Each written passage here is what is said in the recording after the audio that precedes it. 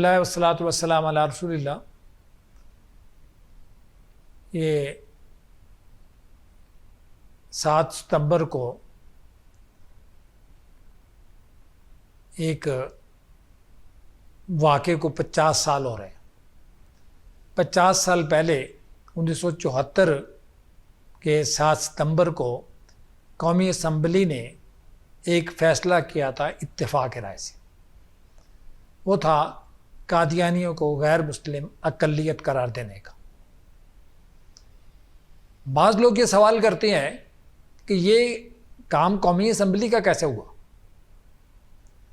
تو صاحب بات یہ ہے کہ کانسٹیٹیوشن قومی اسمبلی نے ہی بنایا تھا، اور اس کانسٹیٹیوشن میں یہ لکھا تھا کہ اس ملک کا صدر اور وزیر اعظم مسلمان ہونا چاہیے. تو اس سے ریلیٹڈ مسئلہ ہے کہ مسلمان کون ہے اور کون نہیں. چنانچہ اسی قومی اسمبلی نے یہ ڈیفائن کر دیا کہ یہ مسلمان ہے اور یہ مسلمان نہیں. اچھا، اب اگلا سوال کہ مسلمان کی ڈیفینیشن کیا ہے؟ یہ سوال اٹھایا تھا جسٹس منیر نے 1953 کی انکوائری کمیٹی. تو صاحب بہت ساری چیزیں ایسی ہوتی ہیں سماجی سائنس کے حوالے سے یا سماجیات کے حوالے سے، بہت ساری چیزیں ایسی ہیں جن کی ڈیفینیشن نہیں ہوا کرتی، جن کے انٹروڈکشن ہوا کرتا ہے. آپ ایک سماجی صورتحال کو ایک سائنس کے فنامنا نہیں بنا سکتے. ایک سائنس کا مظہر اور ایک سماجی مظہر، ان میں بہت فرق ہوتا ہے. سائنس کے مظہر کو آپ ایک ڈیفینیشن میں مقید کر سکتے ہیں، مگر جہاں سائنس کا فنامینن نہیں ہے، سماجیات کا فنامینن ہے، اس کو آپ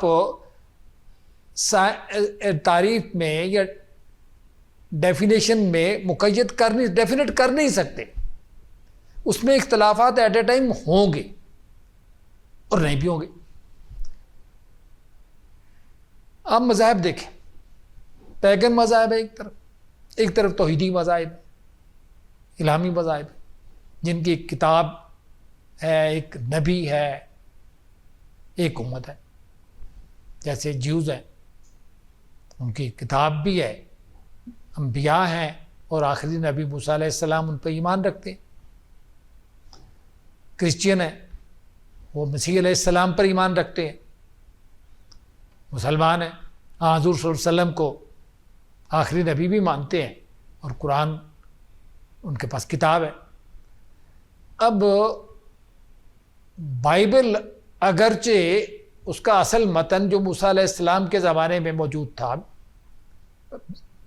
عبرانی زبان میں، وہ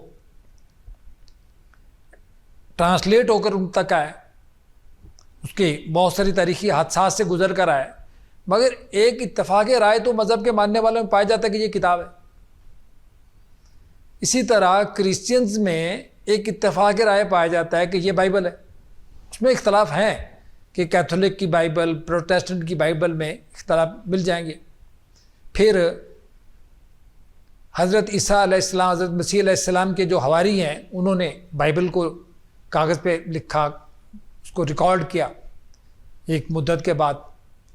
تو ظاہر ہے اس میں الہام بھی ہے اور مسیح علیہ السلام کی زندگی بھی ہے، اس میں مسیح علیہ السلام کی تعلیمات بھی ہیں. اس میں وہ یہ نہیں دعویٰ کرتے کہ یہ عبارت منزل من اللہ ہے، وہ تو مسیح علیہ السلام کے حواریوں نے ریکارڈ کیا ہے، ان کے تعلیمات کو، ان کی زندگی کو، اور وہ ان کے پاس موجود ہے. اب اس میں فرقے برداشت ہوتے ہیں، کیتھولک اور پروٹیسٹنٹ کے. پھر پروٹیسٹنٹ میں آگے بے شمار فرقے، مطلب کرسچینٹی میں سب سے زیادہ فرقے ہیں، یہودیت میں بے شمار فرقے ہیں، اسی طرح مسلمانوں میں فرقے ہیں. لیکن کچھ ایسی باتیں جن کے بارے میں مذہب کے ماننے والے بڑے سینسٹیو ہوتے ہیں، وہ ان کے لیے تھوڑا نقصان دہ ہو یا زیادہ نقصان دہ ہو، وہ اس کے بارے میں سینسٹیو بہت ہوتے ہیں. ان میں سے ایک مسئلہ جو ہے وہ کسی اور نبی کو ماننا ہے۔ اب مرزا صاحب سے یہ جو کچھ عمل میں آیا کہ انہوں نے مسلمانوں کے اندر اپنی ایک امت تشکیل دینے کی کوشش کی۔ اب وہ تاریخ کو زیادہ جانتے نہیں تھے، تاریخ کے اسٹوڈنٹ تو تھے نہیں، مذہبی آدمی تھے، تو انہیں اس بات کا اندازہ نہ ہو سکا کہ الہامی مذہب کے بارے میں ان کے لوگ جو ہیں وہ ان چیزوں کے بارے میں سینسیٹیو بہت ہوتے ہیں۔ وہ مسلمانوں کو اور اسلام کو جتنا نقصان پہنچا سکتے ہیں یا نہیں پہنچا سکتے، اس سے زیادہ سینسیٹیوٹی ان کی کریٹ ہوگی، وہ اس کے بارے میں اتنا ہی ریئیکشن شدید دیں گے۔ چنانچہ مسلمانوں نے اس کے متعلق اتنا ہی شدید ریئیکشن دیا۔ اب علماء کرام نے 1884 میں مرزا صاحب کی تکفیر کرنا شروع کی۔ جو بزرگ سب سے پہلے سامنے آئے جنہوں نے تکفیر کی مرزا صاحب کی، وہ لدھیانے کے ایک فیملی تھی علماء کی، امرتسر کے مولانا غلام علی قصوری امرتسری تھے، اور قصور کے مولانا غلام دستگیر قصوری تھے۔ یہ 3 شہروں سے فتویٰ تکفیر آیا تھا مرزا صاحب کے خلاف۔ باقی لوگوں نے مرزا صاحب کے دعووں کو تعویل کی تھی۔ 1891 میں 23 مارچ 1891 کو مرزا صاحب نے لدھیانے میں بیعت عام لی اور اپنے آپ کو معمور اور مجدد قرار دیا۔ اس پر علماء چونکے کہ یہ کوئی نیا گروہ بن رہا ہے، یہ الگ سے ایک شخصیت کے نام پر ایک نئی امت تشکیل دینے کی کوشش ہو رہی ہے۔ چنانچہ 1891 میں ایک اجتماعی فتویٰ آیا، اور وہ پورے انڈیا کے علماء اس میں شریک تھے۔ اس کے بعد مرزا صاحب کے دعوی کا سفر چلتا رہا، تو ان کے دعوی میں بہت الجھاوے ہیں، کبھی وہ دعویٰ زیادہ تیز کر دیتے ہیں، پھر تردید کرتے ہیں، پھر زیادہ تیز کر دیتے ہیں۔ تو انہوں نے 1901 میں یہ دعویٰ کیا کہ وہ باقاعدہ نبی ہے، مسیح موعود ہے۔ اب یہ ان کے دعوی کے 1884، 1891، 1901 اور 1908 میں وہ دنیا سے چلے۔ اب ان کے خلاف علماء میں ایک شدید رد عمل پیدا ہوا، بحث مباحثے کا سلسلہ بھی چلتا رہا۔ اچھا، اب ان کا جواب، یہاں میں ایک واضح بات کرتا ہوں۔ واضح، ہمارے مسلمانوں میں یہ ایک غلط فہمی پائی جاتی ہے کہ مرزا صاحب بہت بڑے مناظر تھے۔ ایک چینل پہ بیٹھ کے ایک بڑے مشہور شخص نے، جو عالم تو نہیں تھے مگر انہیں عالم دین سمجھا جاتا ہے، قرآن سے انہوں نے بہت شہرت پائی درس قرآن سے، مگر وہ تاریخ کے بھی عالم نہیں تھے اور عالم دین بھی صحیح معنی میں نہیں تھے۔ انہوں نے بھی ٹی وی پہ بیٹھ کے کہہ دیا کہ وہ مناظر تھے بہت بڑے، حالانکہ وہ مناظر تھے ہی نہیں۔ وہ مناظرانہ رنگ میں لکھتے تھے۔ مناظرے سے جو ہمارے دماغوں میں بات آتی ہے وہ ہے زبانی مناظرہ، زبانی مباحثہ۔ مرزا صاحب نے کرسچین سے یا دوسرے مذہب کے لوگوں سے بیٹھ کے دوستانہ ماحول میں بحثیں کی ہوں تو کی ہوں، مگر ان کا کوئی بڑا مناظرہ کیا، کوئی چھوٹا مناظرہ بھی نہیں ملتا۔ پھر مناظرے خاص مزاج مانگتا ہے۔ وہ تحریری مناظرے کرتے تھے، وہ زبانی مناظرہ انہوں نے کبھی کوئی کیا ہی نہیں ہے۔ پھر جو بڑا مناظرہ تو ہوا تھا 1954 میں، مولانا رحمۃ اللہ کرانوی نے کیا تھا۔ اس وقت مرزا صاحب کتنی عمر کے تھے؟ مرزا صاحب کی عمر جو ہے اس وقت کو 16 سال بنتی ہوئی زیادہ۔ 1854 میں بڑا مناظرہ ہوا۔ اس کے بعد جو شاہجہان پور اور اس طرح ادھر ادھر یو پی میں مناظرے ہوئے، جس میں مولانا قاسم نانوتوی اور مولانا ابو المنصور دہلوی شریک ہوتے رہے، اور بہت سارے دوسرے علماء۔ اس وقت مرزا صاحب کہاں تھے؟ اس وقت تو ان کی عمر ہی نہیں تھی۔ وہ جب سیالکوٹ میں ایک دفتر میں، ڈپٹی کمشنر کے ایک دفتر میں بیٹھ کے کلرکی کر رہے تھے، مناظرے تو ان دنوں ہو رہے تھے، اور وہ مناظرے نہیں کر رہے تھے اس وقت، وہ تو کلرکی کر رہے تھے۔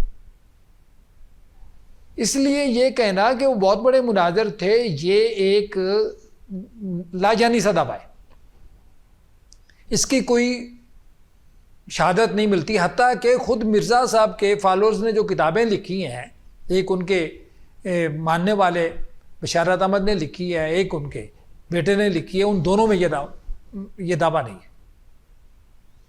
یہ کم از کم ان کے اپنے تو یہ دعویٰ کریں کہ وہ بہت بڑے مناظر تھے اور بہت فلاں فلاں مناظرے کیے. وہ کہتے ہیں کہ انہوں نے اسلام کی حمایت میں اور دوسرے مذاہب کے خلاف لکھا، مگر تحریری طور پر لکھا. اور ان کی کتاب جو ہے براہین احمدیہ ہمارے سامنے ہے، اس کی کیا ورتھ ہے وہ بھی ہم جان سکتے ہیں. اور ورتھ اس کی یہ ہے کہ متن تھوڑا ہے اور اس کے واشی زیادہ ہے. انہیں تو اسے پڑھنا بھی ایک بڑی جو ہے نا ہمت کی بات ہوگی. کوئی بڑا مشقت کر کے پڑھے تو پڑھے، آسانی سے پڑھی بھی نہیں جا سکتی. اور ان میں انہوں نے اپنے دعوی بھی چھپا دیے ہیں، ادھر ادھر ڈال دیے ہیں، جو بعد میں ان کے کام آئے. یہ 1884 میں چاروں جلدیں لکھ دی تھی. انہوں نے دعویٰ کیا تھا میں 50 جلدیں لکھوں گا، مگر 5 جلدیں لکھی. اچھا خیر، یہ ایک اور بحث ہے، یہ میرا شعبہ ہی نہیں ہے. میں تو تاریخی حوالے سے کچھ باتیں عرض کرنا چاہوں گا، میں کوئی مذہبی بحث تو کر نہیں رہا.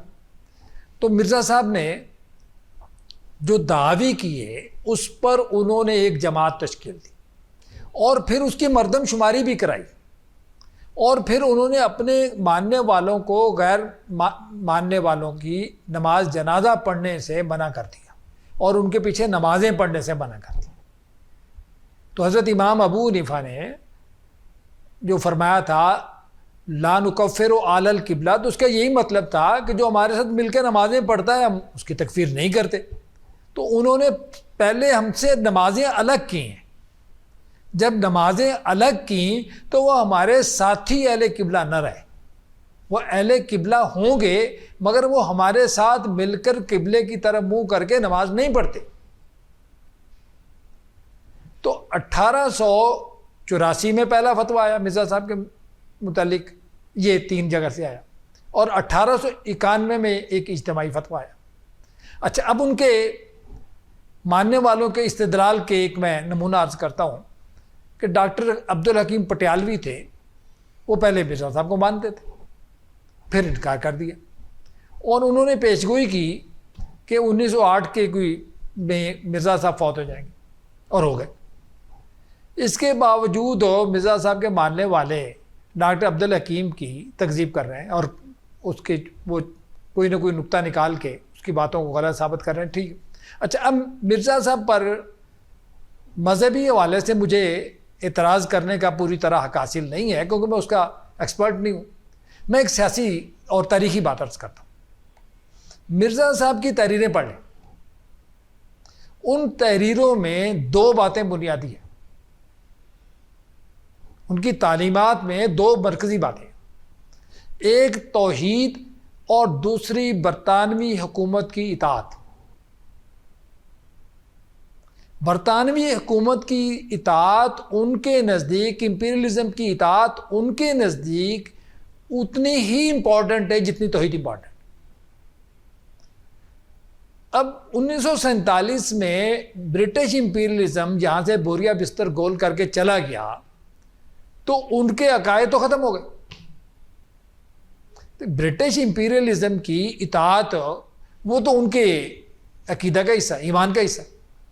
تحفہ کیسریہ پڑھ لیں اور کتابیں پڑھ لیں. برٹش امپیریلزم کی اطاعت جو ہے وہ ان کے ایمان کا حصہ ہے، وہ ان کے عمل کا حصہ نہیں. سر سید احمد خان نے برٹش امپیریلزم کی حمایت کی تھی تو یہ ان کی حکمت عملی کا حصہ تھا، ان کے عقائد کا حصہ نہیں تھا. اور بہت سارے لوگوں نے برٹش حکومت کی حمایت کی. بعض ایسے ہیں جنہوں نے ایک عرصے میں حمایت کی پھر مخالفت کی. بعض ایسے ہیں جنہوں نے کسی بات کی حمایت کی کسی بات کی مخالفت کی. مگر مرزا صاحب نے حمایت بطور حکمت عملی کے نہیں کی، بطور ایمانیات اصول کے طور پہ کی. ان کے ہاں برٹش حکومت کی اطاعت اصول ہے، فرع نہیں. ایمان ہے، عمل نہیں. عقیدہ ہے، حکمت عملی نہیں. تو یہ وہ ان کے بنیادی نقطہ ہے جس نے انہیں اسٹیبلشمنٹ کے لیے ہمیشہ فیورٹ رکھا. قیام پاکستان کے بعد سر ظفر اللہ وزیر خارجہ ہوئے اور بڑے فیورٹ رہے اسٹیبلشمنٹ کے لیے. سندھ میں ہمارے ایک دوست بتاتے ہیں کہ سندھیوں کو قادیانیوں سے مذہبی کی بجائے معاشی مخالفت ہے. مذہبی مخالفت تو ہے لیکن مذہبی سے زیادہ ان کی مخالفت معاشی ہے، کیونکہ انہوں نے بے شمار زمینیں انگریزوں سے الاٹ کرائی ہیں. تو برٹش امپیریلزم سے جو فوائد اٹھائے ہیں، جو معاشی بالادستی قائم کی ہے عام آدمی پر، اس کے خلاف رد عمل تو ایک سطح پہ ہوگا. اب یہ الگ بات ہے کہ ان کے مخالفت کرنے والوں میں بھی ایسے لوگ ہوں جنہوں نے امپیریلزم سے بہت فائدے اٹھائے. تو وہ نفرت جو ہے جو 1891 میں شروع ہوئی، وہ 1974 میں آئینی حیثیت اختیار کر گئی. اب ہماری پوری قومی اسمبلی جو ہے وہ قادیانیت کے مسئلے پر اکائی بن جاتی، ایک ہو جاتی. مولانا عبدالغفور حیدری، صاحبزادہ حامد رضا جو تقریریں کرتے ہیں وہی عبدالقادر پٹیل کرتے ہیں. بلکہ میں نے تو ایک جملہ کہا تھا کہ مولانا عبدالغفور حیدری اور عبدالقادر پٹیل کی تقریریں جو ہیں وہ بدل گئی ہیں. کہ جو تقریر عبدالقادر پٹیل کو کرنی تھی وہ عبدالغفور حیدری نے کی، جو عبدالغفور حیدری کو کرنی چاہیے تھی وہ عبدالقادر پٹیل نے کر دی. تو قومی اسمبلی میں تو 100% اتفاق رائے ہے. اب عوام میں اس مسئلے پہ کوئی انرسٹ ہوتی ہے تو قومی اسمبلی کے خلاف تو بول نہیں سکتے، کیونکہ قومی اسمبلی کے ممبران تو ایک پیج پہ آ جاتے ہیں اس مسئلے پر، اور ہماری کورٹ بھی آنر کرتی ہے. اب ایک بات جو میں علماء سے کہنا چاہوں گا وہ یہ کہ 1891 سے جو پالیسی چلی تھی، 1891 میں جو ایک پروگرام طے ہوا تھا وہ 1991 تک بہت تھا.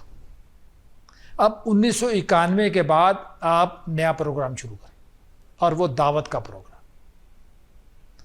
دعوت کا پروگرام ان لوگوں کے لیے جو مسلمان معاشرے کی نفرت کا شکار بھی ہوتے ہیں اور اپنی قیادت کا استحصال کی زد میں بھی آتے ہیں. انہیں ان کی قیادت کے استحصال سے بھی نجات دلائی جائے اور انہیں ناپسندیدہ عقائد سے بھی نکالا جائے. اگر مسلمان علماء دعوت کا پروگرام لے کے آگے بڑھیں گے تو یہ فتنہ اپنی موت آپ مر جائے گا. یہ 1991 کے بعد جو دعوت کا پروگرام شروع ہونا چاہیے تھا وہ لیٹ ہو گیا ہے. لیکن آج بھی یہ پروگرام شروع کر لیا جائے تو یہ قادیانیت کا مسئلہ ہمیشہ کے لیے دفن ہو سکتا ہے. انہی چند باتوں سے میں اپنی گفتگو کو ختم کرتا ہوں. بہت شکریہ.